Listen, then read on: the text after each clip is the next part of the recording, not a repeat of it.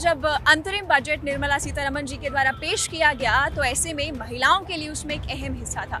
अब जब जुलाई में यूनियन बजट पेश होने जा रहा है तो महिलाओं को इस बजट से क्या उम्मीदें हैं, बस यही जानने के लिए हम आ गए हैं दिल्ली में इंडिया गेट के पास।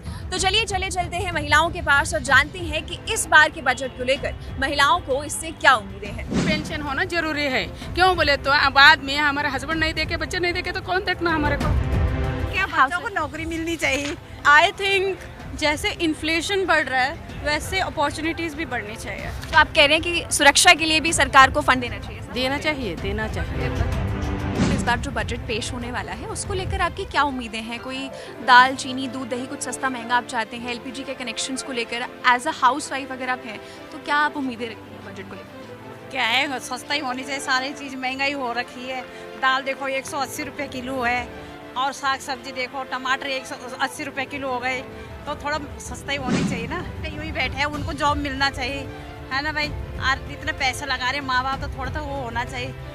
सरकार इसमें कुछ वो नहीं करती है, ये है बस। और क्या है, थोड़ा सस्ता होना चाहिए, महंगाई बहुत हो गई। पेंशन होना जरूरी है, क्यों बोले तो बाद में हमारे हस्बैंड नहीं देखे, बच्चे नहीं देखे तो कौन देखना हमारे को। तो आप कह रही हैं कि पेंशन होना जरूरी पेंशन होना जरूरी है। आप में से किसी को ऐसा लगता है कि महिलाओं के लिए, जैसे महिलाओं को कुछ सिखाने के लिए, कोई स्किल सिखाने के लिए कोई स्कीम आनी चाहिए, उसके लिए गवर्नमेंट को फंड देना चाहिए, पैसे देने चाहिए? जरूर देना चाहिए। लेडीज को देना चाहिए, उन्हें फंड देना चाहिए।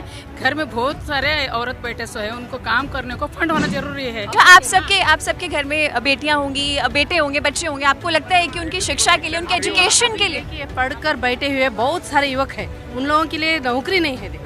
वो नौकरी की आवश्यकता है, वो जरूर करना चाहिए, तभी हम संतुष्ट होते का। विशेषकर मदर्स अभी होना जरूरी है। ओके, लेकिन मुझे जरूरी है बच्चों को, आज नवयुवक कितने सारे बैठे हैं, चाहे उनको कम वेतन मिलने दो, लेकिन सरकारी पद पर उनको लेना जरूरी है। अभी बहुत सारे गर्ल्स का है, एजुकेशन लेते हैं, पेरेंट्स उनको एजुकेशन देते हैं। बहुत सारे बीए इंजीनियरिंग एमटेक पढ़ के क्या है, वो लोकल में 10,000 15,000 के वास्ते टीचर का जॉब कर रहे। क्योंकि मैं भी एक टीचर हूँ, मुझे मालूम है they are not getting a chance to go outside and work because parents are not allowing them. And we want some industries in even district places, other places also.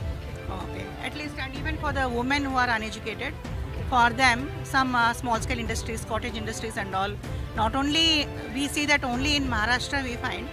In Karnataka nearby, I am from Gulbarga, so nearby we don't have any small industries and all. As a female आपको लगता है कि कुछ changes होने चाहिए, आपको कुछ opportunities मिलनी चाहिए सरकार की तरफ से, या जो मिली हैं क्या आप तक पहुंची हैं? सरकार की opportunities, to be honest, I am not really involve in.